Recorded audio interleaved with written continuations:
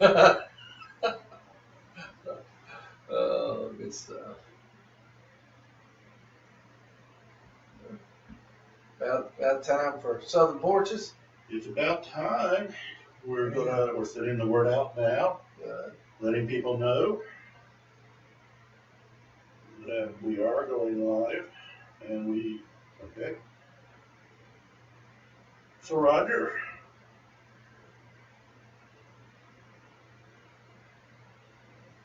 we got several things to talk about today, but first of all, let's review. You got some, again, TV opportunities or TV appearances coming up. Why don't we let everyone know about that first? Well, glad that I'm going to have another opportunity to be on Channel 16, the local Christian station. Those are good people. I think the longer you do television, the more you appreciate good people, the concept good people. I think sometimes it's like pushing a rope uphill. It's like, golly dang. There just doesn't seem to be a flow in other people. There is both. Peggy Denny is just one of those people on Channel 16. Wow, it's just like being in her living room.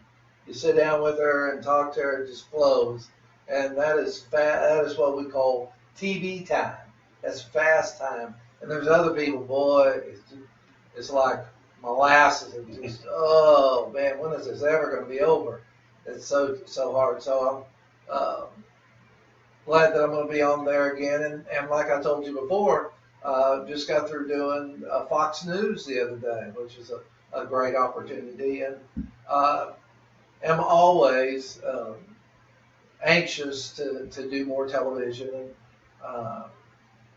And am open for opportunities. Like I told you the other day, I spoke through the internet, interacted with the T.D. Jakes show, and boy, wouldn't that be a great moment? I would love to meet him live, and because I admire him as a pastor and feel like that he is very insightful. Mm-hmm. So it would be a good opportunity to do that. Well, I mean, yeah, it's definitely. I mean, it's honoring, and it's definitely the fact that his show is looking at Southern Porches and seeing what opportunities for synergy may be there, or how do we take that concept to the next level? And I agree with you. I've always been a fan of T.D. Jakes and his ministry and the impact I've had the opportunity to see him with the American Association of Christian Counselors. And, have you seen him live?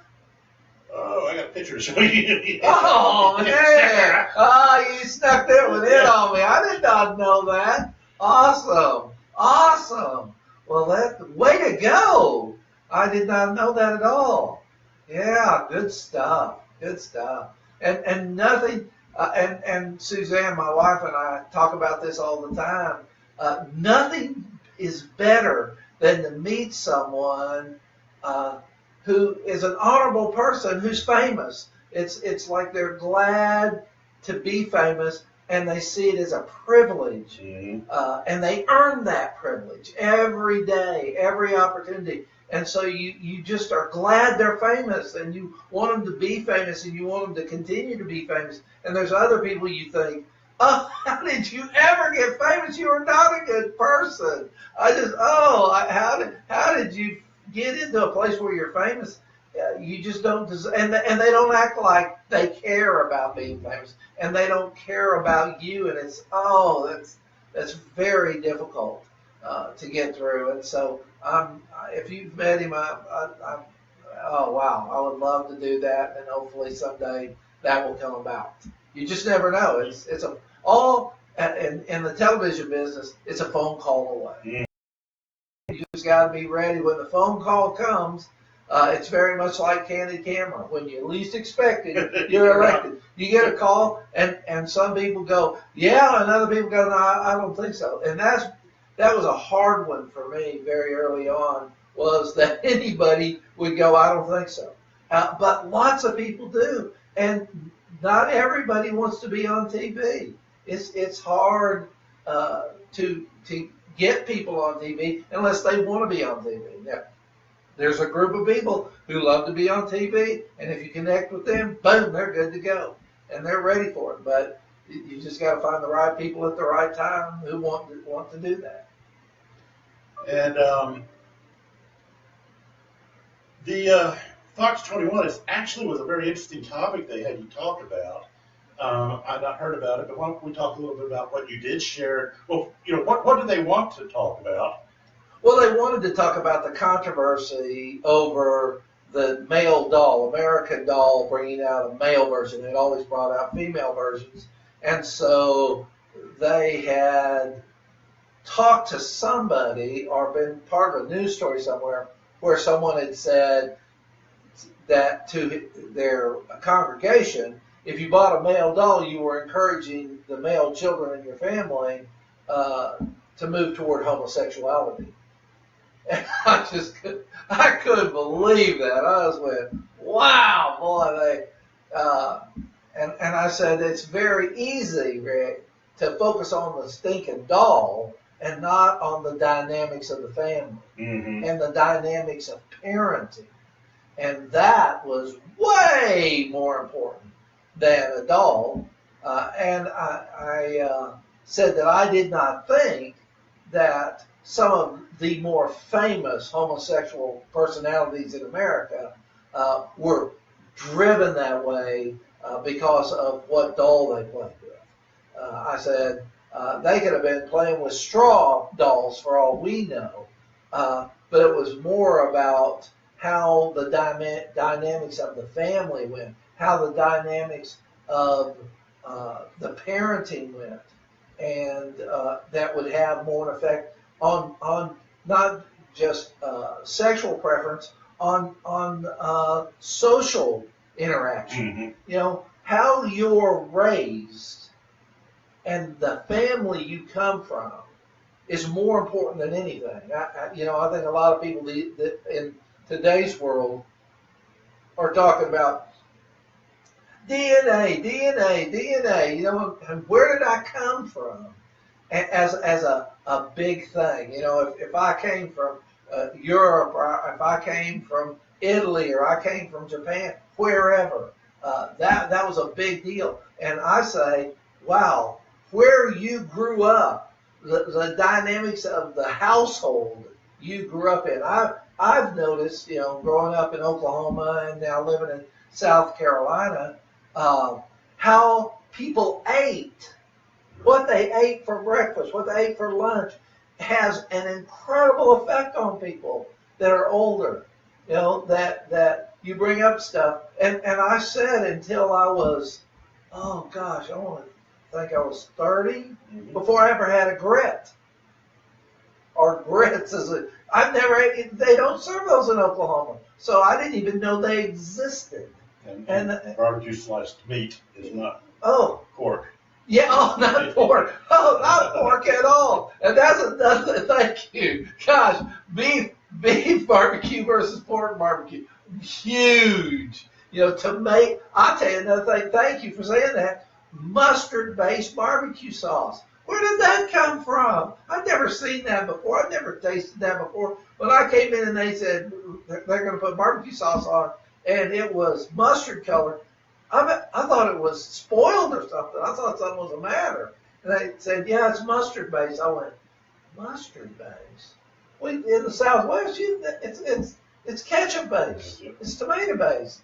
And so it's those kind of things that are very important. And I think people need to major on the majors, not major on the minors.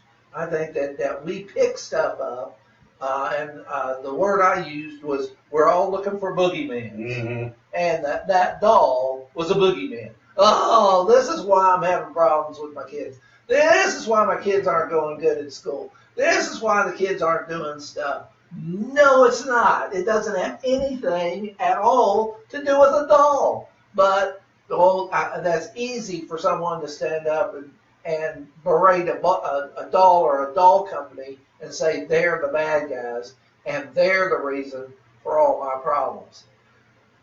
No, that's not the way it works. And so I think it's important to encourage families to look at their social DNA, to examine and as you get older, to examine your social DNA. And as you're looking for your marriage to work, you need to look at your social DNA. You know, it's some people, and this is something that I've talked about lately, in reading Donald Miller's latest book, which I love, Donald Miller. He said, people who are great at dating, that does not transfer to marriage. Just because you're a great dater doesn't mean you're a great marriage person. You can be awesome at dating. And we in our society, Rick, are well taught. I look back and think through school, through church, through home, dating, the importance of dating. And part of dating is you date for a while, then you break up. And so that's the style or the setup. But somehow we're supposed to meet the one, have very or little no background or study in how to be married, but be married forever for the rest of our lives. And then we wonder why 50% or more people divorce. It's because people aren't equipped to be married. They're not trained to be married. They're trained more so to do nothing or to date. And so I see a real importance, again, the social DNA. It is a good thing to ask when you are dating someone, have your parents ever been divorced? That does not mean for a fact you're going to get a divorce. It just means that person's learned that that's a style, that's a relief moment, that's quote unquote an option. And people who have not come from that background have not entertained that option. So it's much harder, you know. And I've noticed that people who grew up, you know, once married, always married, for the most part come from once married, always married. They have that culture. And it is odd to hear someone say, you know, my family and her family and everybody's family around us were married forever. And we decided, well, this wasn't going to work. Wow, now that gets my attention. That's like, wow, that is, you know, you just jump the tracks. You do not see that as often.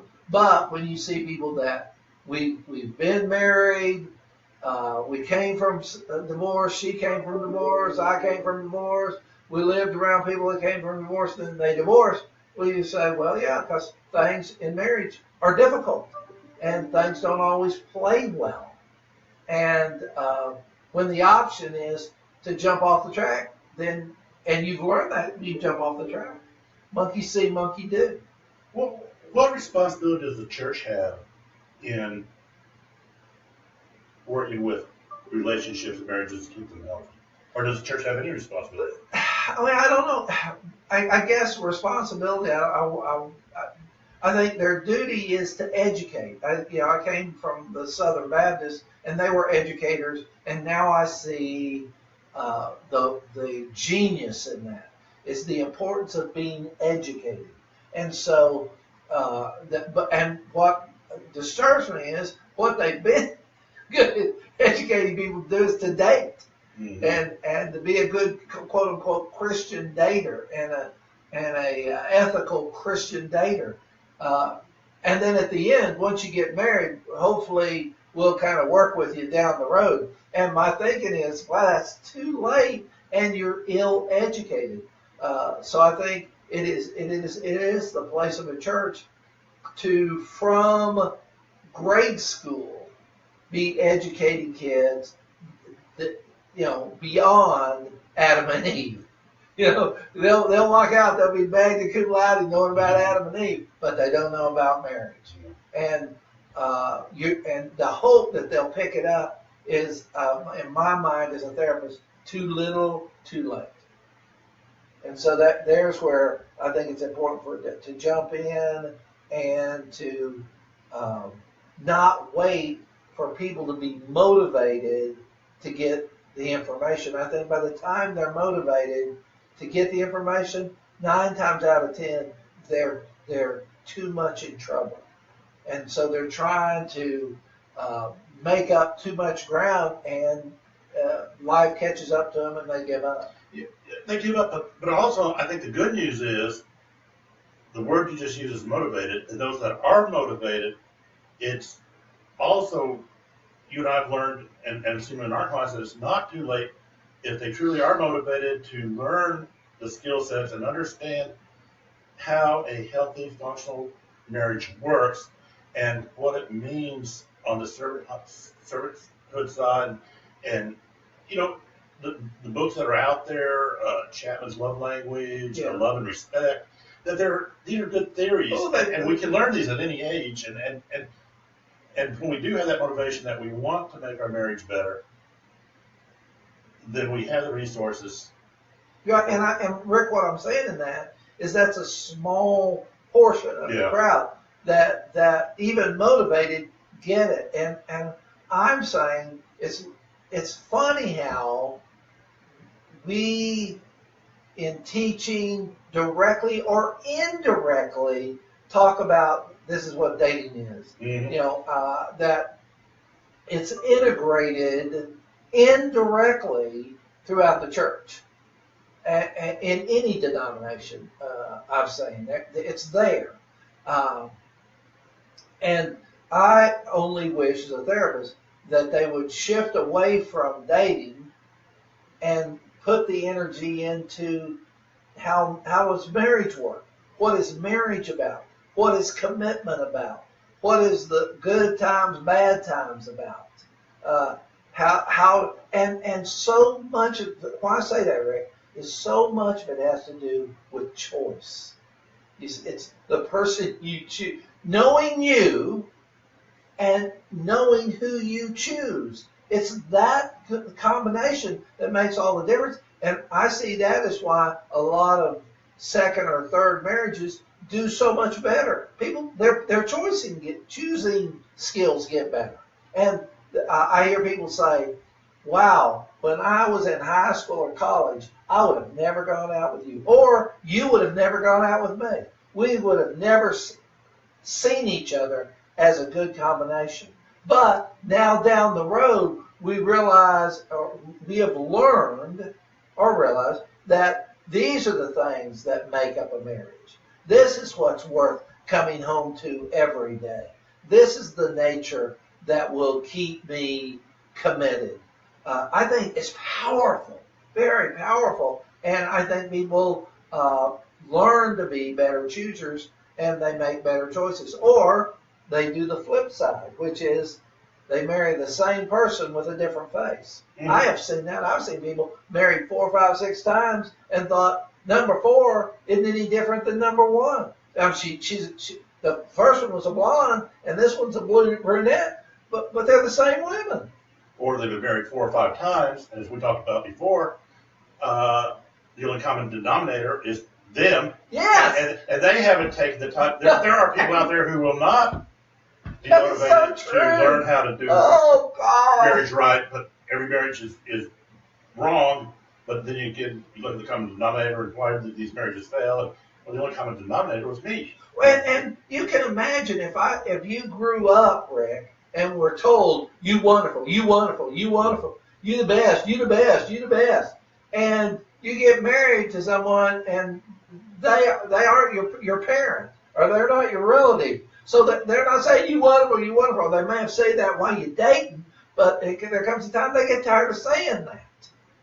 And can you still be with them without them praising you like a child? And there are some people that's their normal, and that's what they expect in a relationship, and it's unrealistic. There's nobody that can do that, and you're not going to end up marrying your parent, you know. And so one of the things I find myself doing all the time, Rick, when I speak to a group of women about raising children, I ask women to raise their hand if they have a male child. Mm-hmm. And a number of women raise their hands usually. And the one thing I say is, for all the women who have male children, raise them so some other woman in this world could be married to them. There are men that have been raised that I do not know of a living woman who could be married to them. They have been spoiled. They have been stroked. They have been given so much freedom that no living woman could spend a day with them. They're just so bad. It's nobody can, and I'm picking on men here, but I think women are the same way. I wish that women would raise girl children in a way that some man can be married to them. This is so important, and it goes back to my idea of the social DNA of a family. There are some people whose social DNA has a strong marriage social DNA, and those people are going to be married. And there's others who have a very weak DNA or a confusing social DNA, and when the going gets tough get going. That's how it works. I'm done. Put a fork in this baby. I don't want to be married anymore because it's too hard. Or this isn't. And again, this isn't what I was led to believe when I dated you. I can't tell you how many times in therapy I've heard that phrase right there. You are not who I married. You are not. This is not what you said when we were dating. And your story has changed since we've been married. Wow. As if that's unusual. It's like they have no idea what normal marriage is about, or what normal marital interaction is about, or at the base, what commitment is about. And until you have a grasp of that, you're flying by the seat of your pants. So I think that's an important thing, and I encourage people to look at that, and like you say, and I love that, before I start looking at whoever I'm married to or whatever my family's like, I need to be looking at me. Wow. I mean, that is incredibly powerful. So powerful.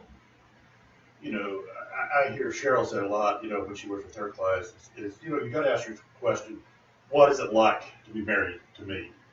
And when we don't do that examination, then we're back to the idea, we are doing ourselves a great disservice if we don't do a self-examination on a daily basis as to, how do I interact with my marriage, with my kids, with my employer, as an employer, with my friends, and what is it like being around me? And one of the things that I say, Rick, is, and that I think you're alluding to too, is asking the tough question and coming to the realization everybody who comes out of the womb is not marriage material. Mm-hmm. People think if I'm alive and if I can date, I can be married. No, you can't. Again, there are some people, and the Bible even talks about that's been born to be single for all their lives. Yeah. Is that hard? Yeah. But the bottom line is, it's the right thing. There's some people that don't have the skill set nor can learn the skill set that it takes. Marriage is not for weenies. It is not easy. And just because you can get somebody to say I do doesn't make you socially married or spiritually married. It makes you legally married because all you got to do is get somebody to say, yeah, I do. But there's a big gap there between being able to wake up every day with someone, and I love like what you said with Cheryl. And what's it like to be married to me? Whoo! What? Ouch! What a tough question. What a tough question. And what I'm saying in that, Rick, is we ought to be working with our children on that question. That ought to be something, and I don't mean we have to have a formalized lesson, but we need to be integrating it We need to have them thinking about it. We need to have them processing that. And if we do, I think that'll make them a better partner down the road. And I think it'll make their life better. Well, and I like what you said about, mothers raising their sons and families raising their daughters. Is socially, we are born, and like I said, we come out of the womb, and we are 100% dependent on other human beings. I mean, we can't survive without being dependent on other human beings. But we're designed to socially go from that concept of 100% dependence to independence. And what I mean by that is that's going from selfish, and do you call baby selfish? It's selfish in the way that it requires everything of its caregiver. It requires everything of someone from life. But then we grow emotionally, we grow physically, we grow socially, and that's where we start learning in kindergarten that you share your toys. But we go from selfish, and we're growing in a healthy emotional way, to selfless, meaning that we take that, and unfortunately, I think the relationships that we see that are in danger is the partners have not gotten out of the what can you do for me stage and make it into a selfless relationship, but there's still that selfish desire in there, and so that's a hard one to be in a partner relationship. Without a doubt, and it goes back to training. Right? If I've been trained to be a taker, but I have not been trained to be a giver or to have a balance of giving and taking, that makes it very hard to be married. Very hard to be married. Because there are people out there that can outtake your giving. I have been around people that I thought, I can't believe how much you're giving. And the people with them were just taking. And they were saying, it's my fault, let me do this. And they could never do enough. That's scary. That's a scary place to be, but it's out there, and that being a giver will not make you a better partner. It's the balance of giving and taking that makes you a better partner. Yeah, and again, it's that same theory that when we have someone say, I give 50%, she gives 50%, then we know it's not going to work right because we have to give 100% in a relationship in order for it to work right. If we're only giving half of what we can, then where else in life would that be considered a good job if you only did 50%? If you only got 50% on a grade, if you were pro sports and you only caught the ball 50% of the time, you wouldn't do it. Yeah, that's called unemployment. Yeah, exactly. Right. Yeah, exactly. If you only showed up to your work 50% of the time, nowhere else in life would you say, I'm giving it, my half.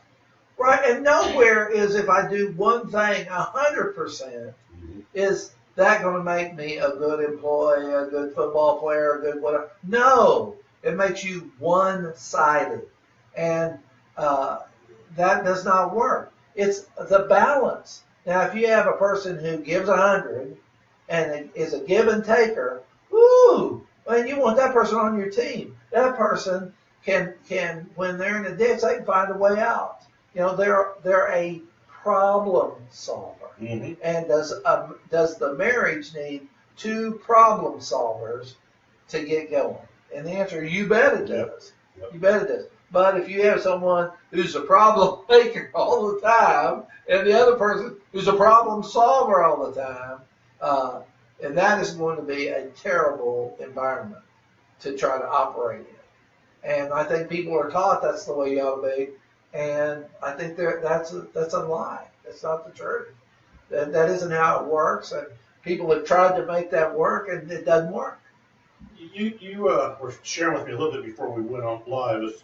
You've been putting some time and thought into the idea of focus. Yeah, I feel like that some people, and you alluded to it, and I think it's very powerful, Rick, is that have I examined me? Am I taking care of me? Am I being the best, not in a selfish way, in a self-preservational way? Am I the best I can be? And that is where I think people go off the track so many times in a relationship. They work with someone, work with someone, and over the years they lose themselves. And I asked people, what were you like growing up? If I'd have met you at 5 years old or 10 years old, what would you have been like? And I get around people saying, I don't even remember what I was like at 5 or 10. Mm-hmm. Well, so what I'm doing now is I'm just faking it. I'm acting like, as if. This is what I've thought adults act like, and so I'm like an actor. I'm acting like an adult. Ooh-wee.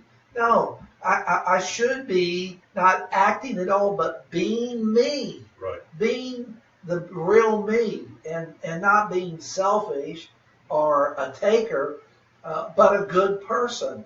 And what we're saying here, as far as focusing on, am I bringing the best me to the table, whether that's at work, whether that's at marriage, whether that's socially, am I bringing the best me? If I don't know what that is, then I need to take time to find that. That's so important. You know, and as we talk about skills and tools, the DISC assessment, DISC. Yeah. You know, that's one assessment that gives you an opportunity to learn about who am I with my mask on, and what we mean by the mask on is when I'm out around other people, who am I with my mask off? People are always saying, yeah, but I don't want to change my personality, or I can't change my personality. And that's right, we're not ever asking people to change their personalities. We're asking them, again, to do the self-examination, and what are personality traits that you can change the behavior on? If you are too dominant, if you are too aggressive, can you be a little bit softer? Yes. If you're too soft, if you're not aggressive enough, can you be a little bit more aggressive? And these are things that we can learn. And so, again, we're not ever asking. You know, personality theory, there's different sides of it. And we'll just go on the idea that we will never ask anybody to change their personality, but to understand their personality. But Rick, a lot of people, which disturb me, are like people who walk up to a mirror with their eyes closed. Mm-hmm. And you say, what do you look like? I don't know. Well, open your eyes. I don't want to. Well, how are you ever going to see you? I guess I won't. I've made it so far. No. You've got, if like with the disc, if you provide a mirror, the other person has to be willing to open their eyes and take in the information and use it. You know, it's like going in. I'm going to go out for baseball. Now, I'm not going to put on a uniform, and I'm not going to swing a bat, but I'm going to be on the team. What? How's that work? Oh, I just know it well. My heart's in it. You've lost your mind. Mm-hmm. You know, you got to put on the uniform. You got to get yourself ready. You got to go out to the foot. There's all these things, and you and I've talked about this before. Everybody that goes out for football makes the team, but nobody who does not go out makes the team. They just don't go through the school and pick people out and say, come be on the football team. That isn't how it works. And so you've got to be willing. And if you go out, are you going to be tackled? And are you going to have to block? Or is it going to be hot? And are there going to be times of misery? Yes, that's the same as marriage. There's no difference. It's not always going to be wonderful. But if you go out, it's amazing. The more you put into it, I've noticed the more people put into it, the more they like it. The more they put into marriage, the more they put into friendships. And I love that statement. If you want friends, be a friend. Mm-hmm. If you want marriage, be marriageable. Right. You know, there are some people that I'm telling you straight up, I want our viewers to hear, you're not marriageable. There's nobody who can be married to you. You need to look and say, like Rick's saying, could you be married to you? I think that there are people out there that couldn't even be married to themselves. They're so bad. You know, Dale Carnegie shared that with us years ago. You know, at our Win Friends and Influence People. Yeah.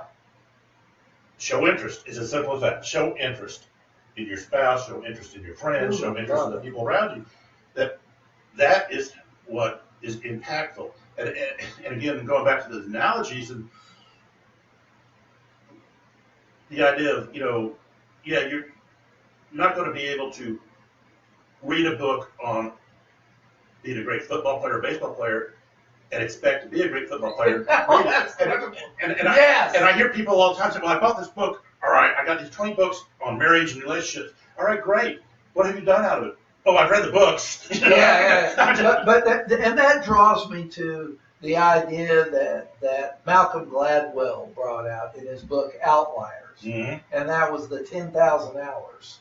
That for you to be proficient in anything, it takes at least 10,000 hours of practice to get it there. And I love that. I think that's the same way with marriage or anything else. I think when you're doing it over and over and over and over and over again, then you begin to refine. You begin to knock off the rough edges. You begin to work it out. And I love the example he used of the Beatles. Mm-hmm. He said, when the Beatles were in England, they were just an English garage band. But they went to Germany and they hooked up and played at a nightclub night after night after day after day after night after night until they had put in 10,000 hours. And they weren't thinking that. That's just what happened. And he said when they came back as the Beatles. And then he says Bill Gates is the same way. Bill Gates was just a geeky kid in California, but he had access to computers, and he would any time he had free, his hand he was there doing computer work. So he was doing it, 10,000 hours. Boom, he moves into being Bill Gates, and I think that is a huge lesson to us. We want to be able in this society to read a book, put in less than an hour, and somehow have it down pat. Be the expert on it. Oh, man. That's scary. And going back to this concept of why we're sitting here today is, we're not going to be able to buy 10,000 hours, but we still are encouraging people, if you have questions regarding relationships, regarding self, how do you do self-examination? How do we share? In life, we have to be able to process, and the purpose of processing, the book of Proverbs says, with many counselors, there's wisdom, and it's simple as that sometimes.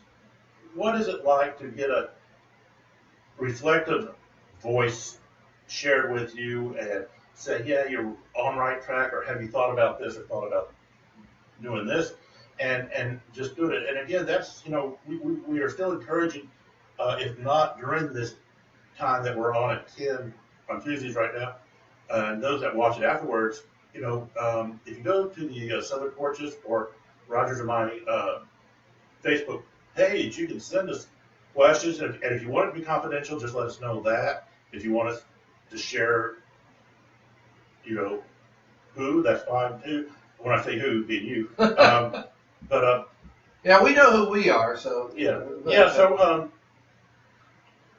again, we're just, asking that we have an opportunity to sit with you on the porch.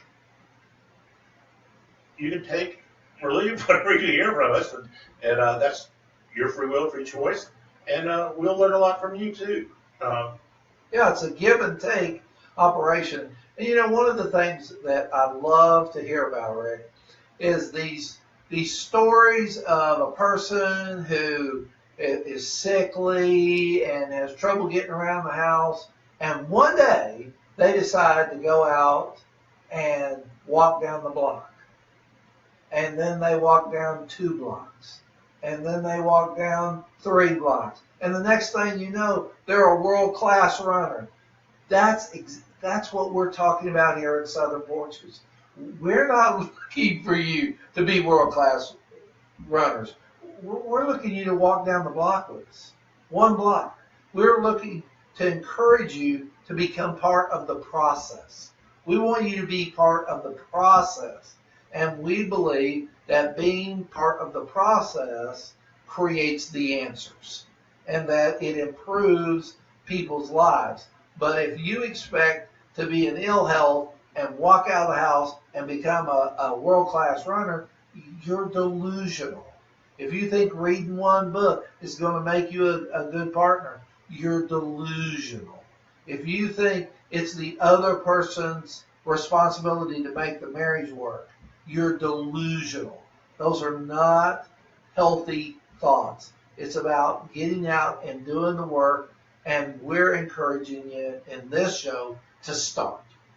Not to be the big runner down the yard. If you are, we want to encourage you to keep running big. But the bottom line is, we're good for one block. That's all. We're just looking for you to get out of the house and to emotionally take your social interactions, your mental interactions, one block with us.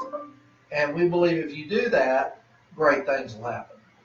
Yeah, I think to follow through with that, I call it 2-degree theory, and changes don't need to be dramatic or drastic. And if you're driving a car, 2 degrees either way will keep you on the road, keep going straight and narrow. That's right. If you overturn either way, you're going to end up off the road and in the ditch. And I think in a lot of times in life, we think that our changes have to be the 45, 90, 180-degree turns, but then we find out we're in the ditch and we're saying what happened there. That it's just that 2 degrees that is required sometimes just to keep us on the road. That if we're going off a little bit, we just take a 2-degree turn and we're not on a train track. It isn't like it's going to stay in the same thing. A good driver makes slight adjustments. A good marital partner makes slight adjustments. A good employee makes slight adjustments. That's what's called for in progression. And if you're not married to the same person you said I do with, yay! You don't need to be married. You aren't the same person they married. They're not the same person you married. You got to make, like Rick says, that 2% adjustment. And what happens a lot of times is you wait too long to make any adjustments, and 2% won't cut it anymore. And so we're encouraging you to adjust until you're back in the center of the road. And, you and I grew up long before these things were available in our car. I mean, long before. There's a thing out there called AM radio that a lot of people aren't familiar with anymore. But it used to be the only thing you could get in a car and do it. But where I'm going with this, and as I'm putting the picture in there, we were taught in driver's training that you always scan ahead of you. Keep your eyes open for anything that could be dangerous or that you need to be aware of as you're driving. We're living in a society now where when we take our attention off the road and scanning and being aware of what's in front of us, we end up in a wreck. If we got our attention on this, yes. And I think a marriage is the same way. How many times are we not scanning, and how many times have we had people walk in our office and say, "I'm here, but I didn't know we had a problem in the marriage." Oh, gosh. And hundreds of times. Their attention has been everywhere but scanning the road. So if we could put a vision in our mind of anything, it's just that. Are we in life scanning and making sure we're seeing all the obstacles that could be potential? Who's turning in front of us? Who is getting ready to make a turn but doesn't have their blinkers on? And so take that analogy into life, and are we scanning to see where these obstacles are, and then are we preparing for them? And it's not just scanning, but adjusting. Mm-hmm. I know people that saw it coming. Oh, I saw this coming years ago. Well, why didn't you make an adjustment? Didn't feel like I need to. Oh, okay. Yeah. See, I think if you see something, then at the moment it becomes aware to you. It's not if you see a car stop, then you don't put on the brakes till you're 5 feet from it. The minute you see it, if you're 50 feet away, start then braking. Mm-hmm. And then if you brake and you adjust appropriately, everybody's safe. And there's so many times, and you're right on target there, Rick, is that if you've got a couple that are scanners and adjusters, we don't see those people in therapy. Yeah. Those people don't come to therapy. Why? They don't need therapy. Yeah. They don't need to have to come in and say, well, I broke at the last minute and ended up in the ditch. And you're going, really? Well, you're not surprised. But the people who, I saw this coming, I took time to adjust, I avoided the wreck, wow. You know, it's not like there aren't issues in every marriage. There's issues in every marriage. But the huge difference is there's adjuster marriages and there's non-adjuster marriages. There's people who notice it and do something about it. There are people who don't notice it at all and run up on it. Yeah. And there are people who make the adjustment. Those are I can probably say every marriage fits in one of those three areas. Well, believe it or not. Oh, no, Yeah. not again. Yeah. Oh, I know you man. got things. Don't forget, it's March 3rd that you're going to be on Peggy Diddy, right? I believe so. I believe so. 1 o'clock. You know, be sure to put that on Facebook just to confirm we get it. And Okay. yeah, and I'm headed up to the big city of Gaffney to teach my class. Sweet. And, got some good Gaffney's things going better for it. Oh, and I'm going up to Spartanburg to talk to the Mental Health Association there next Wednesday on the 8th. So I'm excited about that. Thank you for bringing up Gaffney. Yeah. Made me think of Spartanburg. Same direction. And so we'll pick up this discussion on next Tuesday. Kim will get to some of those questions. I'll keep them down. And we'll be back at the same time, same as it used to be again. Welcome back on the porch with us. If you remember the same bat time, same bat channel, then we'll just say, See you then. then. See you then.